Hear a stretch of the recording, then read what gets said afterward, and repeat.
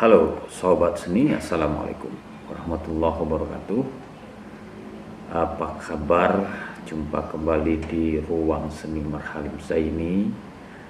Kali ini saya ingin menyampaikan dan berbagi tentang penulisan public relation.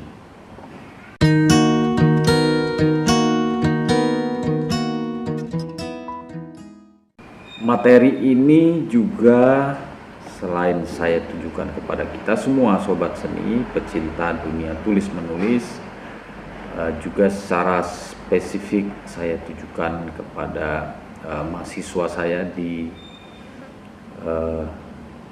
Prodi Ilmu Komunikasi UIN Suska Pekanbaru. Nah, bicara tentang penulisan public relation atau penulisan humas, ya bisa disebut begitu. Kita tentu akan bicara dulu tentang public relation itu. Public relation itu kan sebetulnya juga adalah bagian dari manajemen komunikasi. Ya, manajemen komunikasi dari sebuah perusahaan dengan publiknya.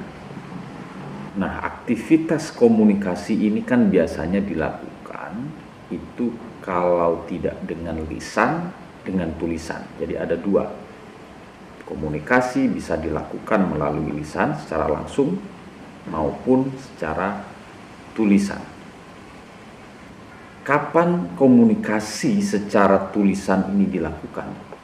Ya, kalau secara lisan komunikasi bisa secara langsung karena orangnya satu, dua, atau mungkin beberapa orang. Tetapi kalau ingin menjangkau komunikasi kepada publik yang lebih luas, maka sangat diperlukan tulisan.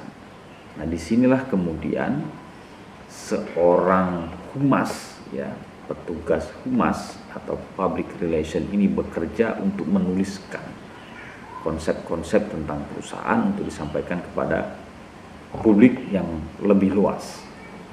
Ya, bisa juga dikatakan seorang public relation itu juga seorang jurnalis, ya, karena dia juga menulis tentang perusahaan itu dan kemudian dia sampaikan kepada publik. Orang yang berprofesi sebagai public relation, dia harus mampu nanti menulis atau menyusun media komunikasi di dalam bentuk misalnya press release gitu ya, atau siaran pers, atau newsletter, atau berita atau non berita, atau majalah perusahaan, kemudian advertorial, iklan layanan masyarakat, poster gitu, dan company profile dan berbagai macam, ya, itu yang akan ditulis oleh seorang yang berprofesi sebagai humas atau public relation itu. Karena kita memang fokus kepada penulisan public relation, maka dalam materi ini kita memang fokus bagaimana cara menulis. Tujuan public relation, pertama, dia menciptakan pemahaman antara perusahaan dengan publik. Ya, jadi humas ini memang juru bicaranya sebuah perusahaan misalnya, ya. Dia juru bicara untuk memberi pemahaman kepada publik tentang perusahaan itu. Tentu pemahaman tentang berbagai aktivitas, ya, positif, ya, yang dilakukan, ya, oleh sebuah perusahaan gitu, ya, karena yang akan Anda sampaikan itu adalah citra positif itu sebuah perusahaan.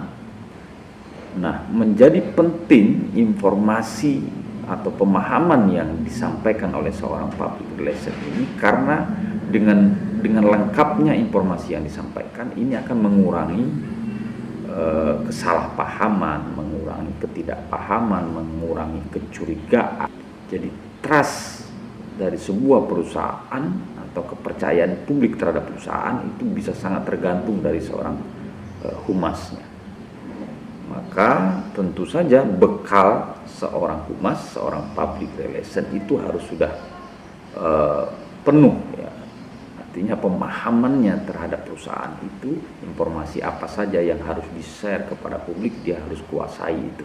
Misalnya persepsi publik terhadap pelayanan dari perusahaan itu, kemudian kualitas produk yang diproduksi oleh perusahaan itu misalnya, kemudian juga budaya dari perusahaan itu, dan kemudian perilaku perusahaan itu, perilaku individu-individu di dalam perusahaan itu juga bisa disampaikan dengan baik oleh seorang public relation untuk membangun citra dari korporat itu. Informasi yang tepat yang disampaikan kepada publik ini akan mempengaruhi sikap publik ya, terhadap perusahaan itu. Tujuan berikutnya adalah untuk membangun opini publik. Seorang public relation atau seorang humas, dia akan membangun opini publik, terutama opini yang baik terhadap perusahaan. Opini yang baik terhadap perusahaan itu akan otomatis menetralkan, mengurangi opini-opini negatif terhadap perusahaan itu. Jadi karena hubungan ini akan berlangsung terus-menerus ya, dari hubungan perusahaan dengan publik ini akan terus berlangsung gitu selama perusahaan ini masih ada, maka tulisan ini ya, akan tetap terus berlaku, ya, akan tetap terus digunakan, akan tetap terus dibaca oleh publik. Jadi biasanya kalau ada kasus misalnya di satu perusahaan atau di sebuah kantor, humas yang paling di depan menjadi juru bicaranya. Maka ketika dia bicara ini, dia akan berhadapan dengan pertanyaan-pertanyaan publik, pertanyaan-pertanyaan wartawan gitu ya. Dan ketika itu seorang humas, seorang public relation akan mampu menjawabnya dengan baik. Nah, biasanya ketika berhadapan dengan wartawan, selain dia secara lisan, juga adalah membuat tulisan atau rilis ya. Nah, rilis ini juga penting,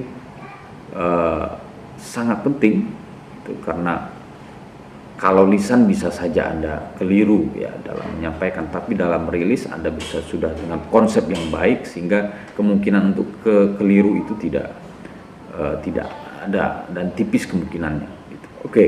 Untuk pengantar saya kira itu soal penulisan public relation.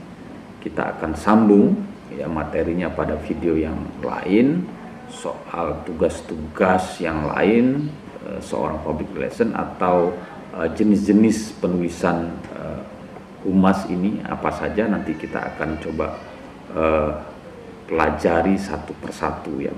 Untuk awal kita cukupkan sampai di sini. Kita akan bertemu pada materi berikutnya. Salam sehat. Assalamualaikum warahmatullahi wabarakatuh.